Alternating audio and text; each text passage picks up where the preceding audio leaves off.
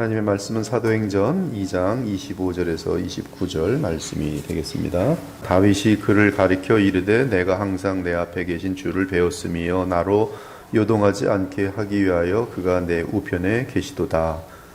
그로 내 마음이 기뻐하였고 내 혀도 즐거워하였으며 육체도 희망에 거하리니 이는 내 영혼을 음부에 버리지 아니하시며 주의 거룩한 자로 썩음을 당하지 않게 하실 것이미로다. 주께서 생명의 길을 내게 보이셨으니 주 앞에서 내게 기쁨이 충만하게 하시리라 하였으므로 함께 읽겠습니다. 형제들아 내가 조상 다윗에 대하여 담대히 말할 수 있노니 다윗이 죽어 장사되어 그 묘가 오늘까지 우리 중에 있도다. 아멘. 예수께서 부활하신 후 이 땅에 40일을 계시다가 소위 사순절에 하늘로 승천하셨습니다. 그리고 10일이 지난 오순절 날에 급하고 강한 바람 소리와 함께 성령께서 불의 혀 같은 모양으로 주의 약속을 기다리는 자들에게 임하셨습니다. 이때 그 자리에 앉아있다가 성령을 받은 베드로가 11명의 사도와 함께 일어서서 군중을 향해 큰 소리로 말했습니다. 그는 구약의 요엘 선지자가 예언한 내용이 오늘 성취되기 시작한 것이라고 설명했습니다. 그러면서 이제 성령의 강림과 함께 말세가 시작되었다고 선포했습니다. 그러니 말세의 끝이 이르기 전에 신속히 그리스도의 이름을 부르며 구원을 얻으라고 재촉했습니다. 이제 성령 강림이 요엘이 예언한 말세의 징조라고 알려준 베드로는 성령의 오심은 그리스도께서 부활 승천하셔서 만왕의 왕과 주가 되심을 입증하는 사건임을 알려주기 시작합니다. 베드로가 계속 설교합니다. 이스라엘 사람들아 이 말을 들으라. 너희도 아는 바와 같이 하나님께서 나사렛 예수로 큰 권능과 기사와 표적을 너희 가운데서 베푸사 너희 앞에서 그를 증언하셨느니라. 그가 하나님께서 정하신 뜻과 미리 아신 대로 내준 바 되었거늘 너희가 법 없는 자들의 손을 빌려 못 박아 죽였으나 하나님께서 그를 사망의 고통에서 풀어 살리셨으니 이는 그가 사망에 매여 있을 수 없었음이라. 즉 하나님이 예수님을 사망의 고통에서 풀어 살리셨다고 합니다. 그리고 그 이유는 그는 사망에 매여 있을 수 없었기 때문이라고 합니다. 그러면 왜 예수님은 사망에 매여 있을 수 없으며 왜 하나님은 그를 사망의 고통에서 풀어 살리셨습니까? 그리고 무엇보다 사망의 고통은 무엇을 말합니까? 이 사망의 고통은 사냥꾼들이 놓은 덫 또는 그물에 걸리는 것을 말합니다. 즉 사망이라는 것으로 들어가는 순간에 절대로 빠져나올 수 없는 덫에 걸리면서 그 덫의 고통은 이루 말할 수 없는 어떤 짓이기는 그러한 엄청난 고통을 말하는 것입니다. 지금 이 사망의 고통이라는 것은 그 어떤 고통보다 무한하게 강한 음부의 고통으로서 다르게 표현하면 지옥의 고통입니다. 이러므로 예수님은 십자가에서 죽으실 때 사망의 고통에서 풀어 살리셨으니 지옥에 떨어지지 않으셨습니다. 죽음과 함께 우리 주님은 낙원으로 들어가셨습니다. 오늘 내가 나와 함께 낙원에 있으리라. 낙원에 들어가셨어요.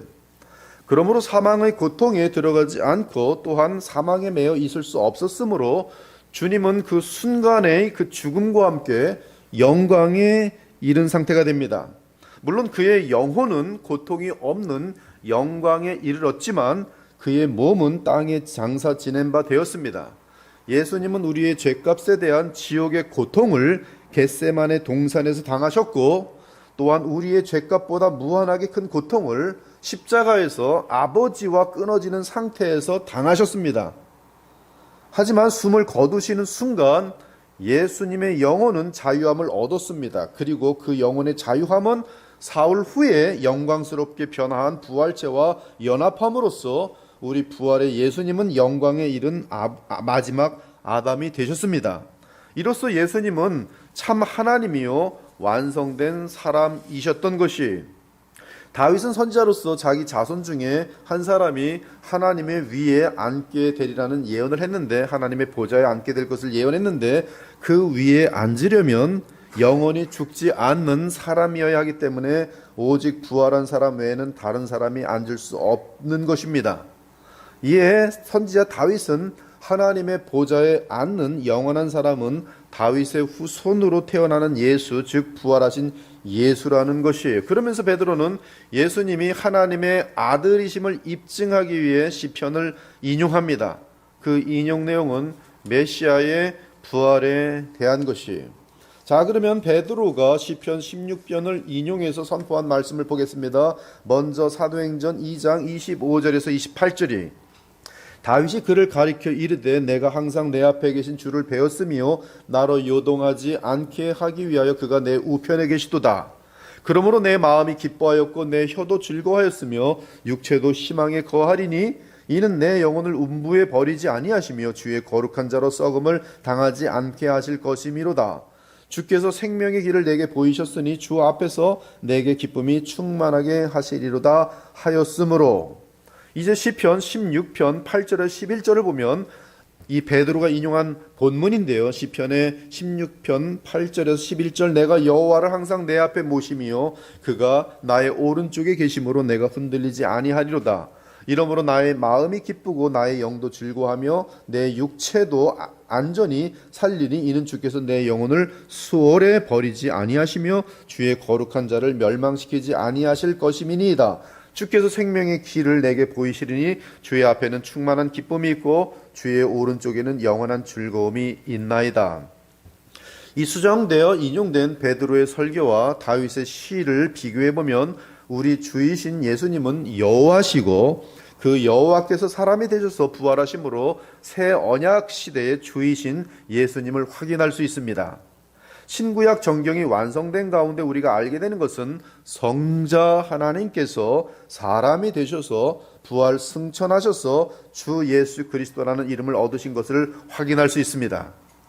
성부 하나님께서 사람이 되신 것이 아니라 그것은 이단입니다. 성령이 사람이 되신 것이 아니라 그것은 이단입니다. 성자 하나님, 말씀 하나님이 사람이 되셔서 부활 승천하셔서 우리 주 예수 그리스도가 되신 것, 그것은 무한한 진리인 것이. 그러므로 우리 주 예수 그리스도는 성삼위 하나님의 말씀 하나님이요 독생하신 하나님이시면서 동시에 둘째 아담으로서 모든 시험을 이기시고 순종하시고 특히 죽기까지 십자가에 순종하신 속량을 이루신 대속제물이 되신 우리 구세주요 부활 승천하셔서 만유의 주요 만왕의 왕이신 것을 알 수 있습니다. 여기서 우리는 베드로의 시편 해석을 통해 시편 16편을 그리스도 중심적으로 해석하는 것을 배울 수가 있는 것이, 다 같이 시편 16편을 펴도록 하겠습니다. 일단 우리 주 예수님은 구약에서 독생하신 말씀 하나님으로서 여호와 하나님이십니다. 따라서 우리는 성육신 하시기 전의 예수님을 여호와 하나님으로 여길 수 있습니다. 물론 지금도 여호와 하나님이세요. 성삼위 하나님의 말씀 하나님, 독생하신 하나님이십니다. 1절을 보면 이 시는 믹담이라고 되어 있고 하나님이여 나를 지켜주셔서 내가 주께 피하나이다라고 쓴 것으로 보아 쫓기는 상황, 굉장히 그 생명이 위협을 받는 상황에서 믹담, 즉 쪽지의 글을 쓰듯 이 시를 쓴 것을 알 수 있습니다. 믹담이라는 것은 급하게 어느 쪽지에 남긴 글을 말합니다. 따라서 이런 배경은 베드로가 인용한 그 죽음의 고통에 대한 이야기를 담은 8절에서 11절까지 잘 어울리는 것이에요. 이 시를 쓰게 되는 이 다윗의 상황이 거의 죽음 앞에 있는 그런 위험인 것을 알 수가 있는 것이죠. 2절을 보면 다윗은 여호와를 향해 주는 나의 주님이라고 말하며 주밖에 나의 복이 없다고 말합니다. 나의 주님, 주밖에 나의 복이 없습니다. 다윗은 여호와 하나님 중 한 분이 다윗의 후손으로 이 땅에 오실 것을 잘 알고 있었습니다. 굉장히 엄청난 말이에요. 다윗은 여호와 하나님 중 한 분이 다윗의 후손으로 이 땅에 오실 것을 잘 알고 있었어요. 다윗은 자신의 후손으로 오실 그분을 나의 주라고 특이하게 불렀습니다. 시편 110편 1절을 보면 다윗의 이 특이한 표현이 정확히 나오는데 여호와께서 내 주께 말씀하시기를 내가 내 원수들로 내 발판이 되게 하시기까지 너는 내 오른쪽에 앉아 있으라 하셨도다. 그런데 예수께서는 이 땅에 계실 때 다윗이 말한 이 표현을 통해 자신이 바로 다윗이 내 주님이라고 부른 성자 하나님이심을 밝혀주십니다. 이 진리가 너무나 중요해서 공간 복음서, 즉 마태, 마가, 누가복음에 다 동시에 담겨 있어요. 예수께서 그들에게 이르시되 사람들이 어찌하여 그리스도를 다윗의 자손이라 하느냐. 시편에 다윗이 친히 말하였을 때 주께서 내 주께 이르시되 내가 네 원수를 네 발등상으로 삼을 때까지 내 우편에 앉았으라 하셨도다 하였느니라. 그런즉 다윗이 그리스도를 주라 칭하였으니 어찌 그의 자손이 되겠느냐 하시니라. 그때 유대인들은 이 말을 듣고 지금 이 예수가 자신을 그리스도로 하며 하나님이라고 지금 부르고 있는 것이다라는 것을 정확히 인식합니다. 그 돌을 들어 죽이려고 해요. 그러므로 다윗은 나의 주님은 이 땅에 오셔서 다윗의 죄를 속량해 주시고 영생을 주신 참 사람이시니 다윗에게 무한한 복의 근원이 되시는 것이에요. 이에 다윗은 그분을 나의 복이라 불렀습니다. 3절에서 땅에 있는 성도들은 하나님과 언약 관계에 있는 자들입니다. 그들은 구약이든 신약이든 하나님의 아들 그리스도의 속량으로 죄사함을 받아 영생을 얻은 자들입니다. 따라서 그들은 하나님의 무한한 사랑과 은혜를 입은 자들로서 존귀한 자들입니다. 다윗은 자신도 그들에게 속하여 있기 때문에 죄사함과 구원과 영생의 복을 얻은 자로서 가장 크게 즐거워합니다. 4절은 하나님과 그분의 진리를 아는 자로서 결코 거짓 신에게 예비하지 않겠다는 결단입니다. 우리로서는 주 예수 그리스도 외에 다른 신이나 구원자를 부를 수 없는 것이에요. 다윗은 그와 언약을 맺으신 여호와만을 자신의 모든 것으로 삼았습니다. 이는 여호와께서는 친히 사람으로 오셔서 다윗을 위해 생명까지 바쳐 죄를 사해 주시고 구원하여 주실 것이기 때문입니다.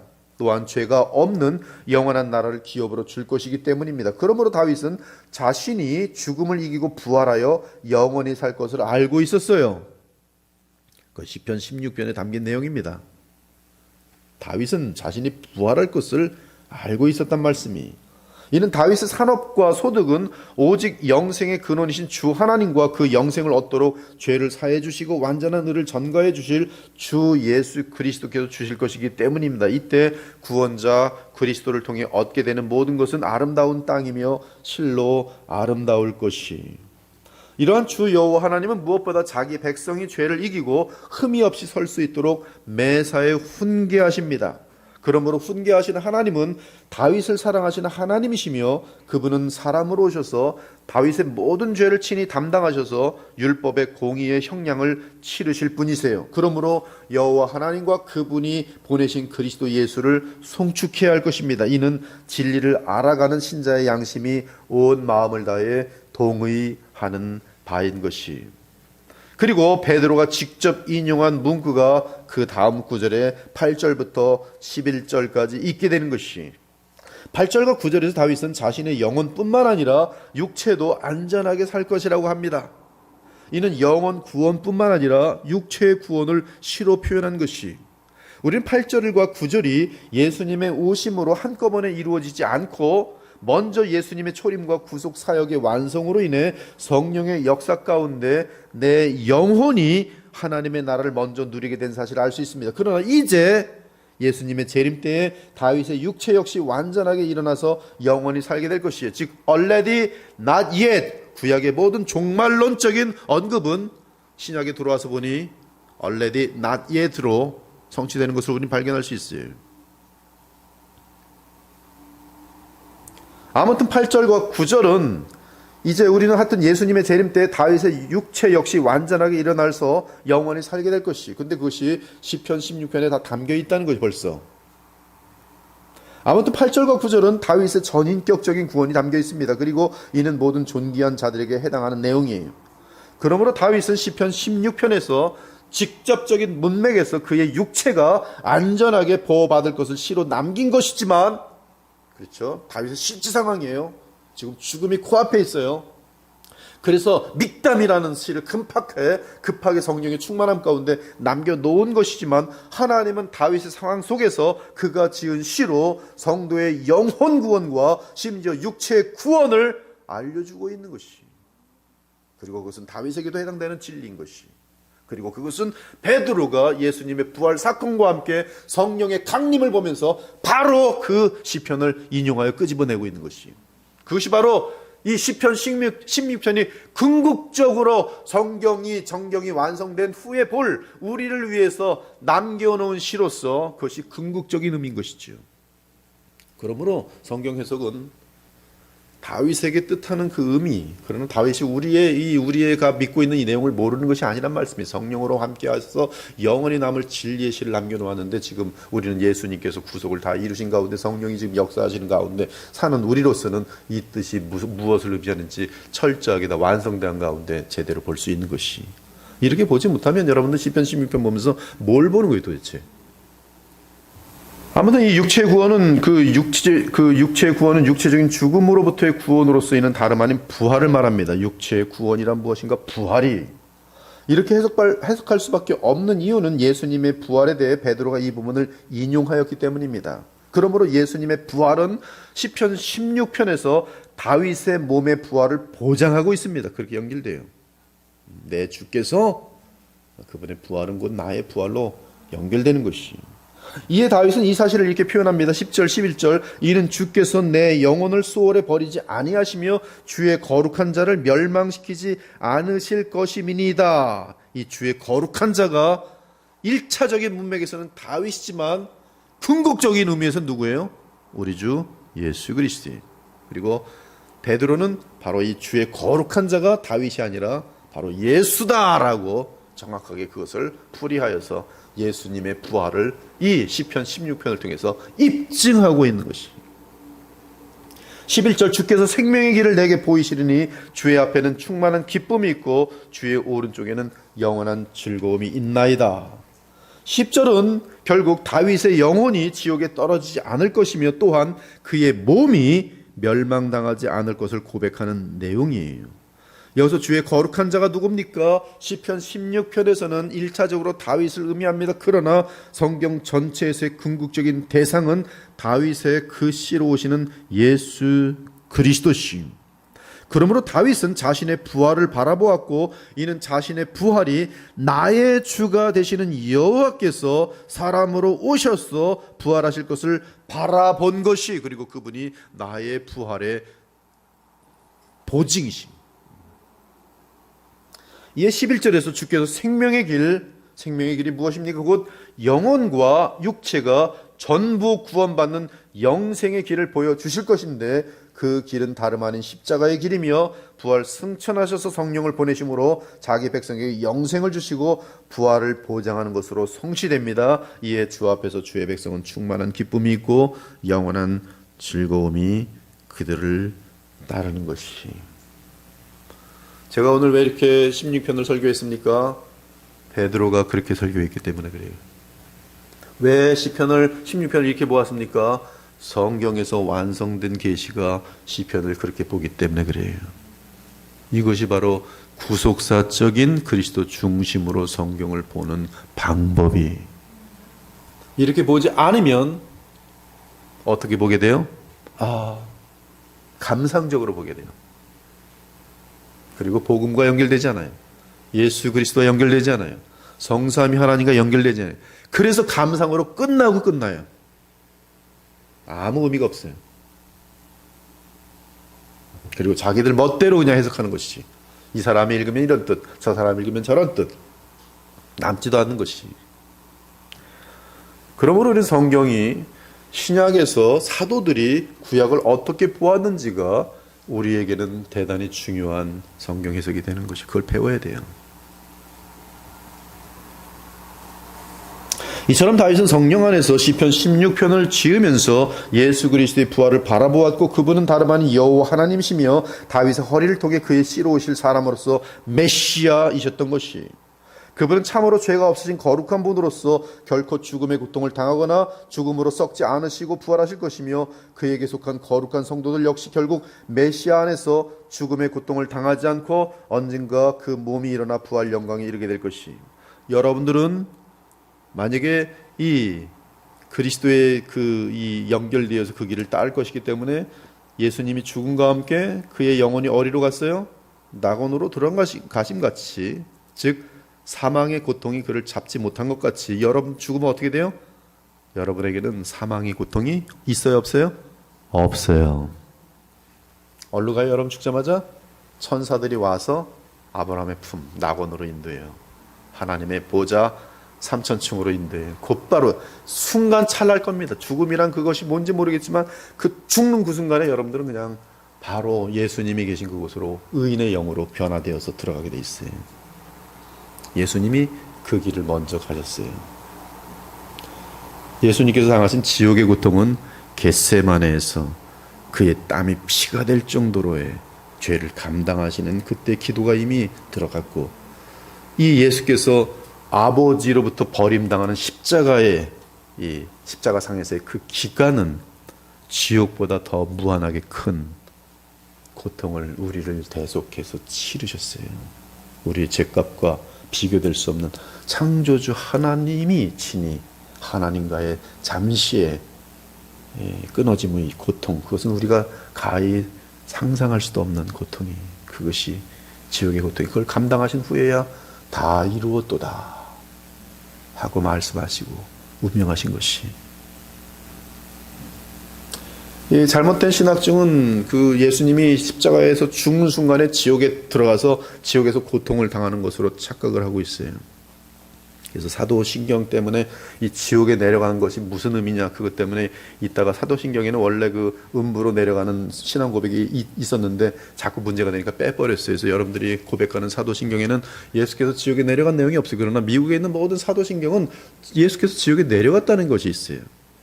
그러나 이때 지옥에 내려간 것은 우리를 대신하여 지옥 고통을 당하기 위해서 공간적으로 그것을 내려간 것이 아니라, 사실은 에베소 4장을 보면 오히려 지옥에 있는 자들에게, 음부의 죽음의 영역에 있는 자들에게, 합법적으로 믿는 자들에게는 예수께서 너희들을 완벽한 하나님의 나라로 인도함에 대한 법적인 근거를 선포하시며, 그리고 믿지 않는 그때까지의 모든 백성들은 너희들에게는 영원한 불못이 확정되었음을 선포하는 내용이 되는 그러한 승리자로서의 그런 찾아가서 방문하셔서 그의 권세와 능력을 보이시는 장면인 것이지, 부활 전까지 그의 영혼이 지옥 고통을 당하기 위해서 음부로 내려갔다고 생각하시면 그것은 굉장히 성경을 잘못 보는 것이고, 근데 그런 내용들이 종종 많은 사람들의 글 속에 있어요. 그것은 예수님이 십자가에서 구속을 다 이루었다는 말을 부정하게 하는 성경 해석이 되어버리는 것이, 그리고 십자가의 고통이 아닌 죽음 이후의 고통에 의해서 우리가 고통을 안 당하는 것 같은 잘못된 해석이 되어버리는 것이, 우리가 제대로 배우지 않으면 거의 대부분의 사람이 예수님이 죽은 다음에 지옥에 가서 거기서 내 대신 지옥 고통을 당하였을 것이다 라고 엉망으로 생각해버리고 그것을 대속 속에 넣어버리는데, 그건 십자가의 대속이 아닌 대속이 갑자기 들어와 버리는 이단의 내용이 될 수가 있는 것이, 그렇죠? 지금 잘 들어보니까 우리가 너무 많이 잘못 알고 있죠? 아무튼 지금 이렇게 여러 가지, 우리도 마찬가지로 하여튼 먼저 낙원에 영혼이 들어가고, 그러나 성도의 몸은 이 땅에서 잠들어 있다가 예수님의 재림과 함께 영광의 부활로 일어나 그 영광과 합하여 완전한 영광의 사람이 될 것입니다. 그때 그는 새하늘과 새 땅을 영원한 유업으로 얻어 영생하며 살 것이에요. 이와 같이 우리는 시편 16편에서 다윗의 직접적인 상황 속에서 의미를 찾아내면서 그 의미가 어떻게 그리스도 안에서 궁극적인 의미, 그리고 어떻게 궁극적으로 이루어지는지를 발견할 수가 있는 것이, 오늘 우리는 두 번째 샘플로 베드로의 설교를 통해서 저번엔 요엘에 대한 성경 해석이 어떻게 되는지를 보았고, 오늘은 시편 16편이 어떻게 예수님의 십자가의 죽으심과 부활과 성령의 보내심 가운데 바라볼 때에 궁극적인 의미가 되는지를 보면서, 오늘 여러분들이 설교자로 만약에 선다면 저처럼 설교할 수가 있어야 돼요.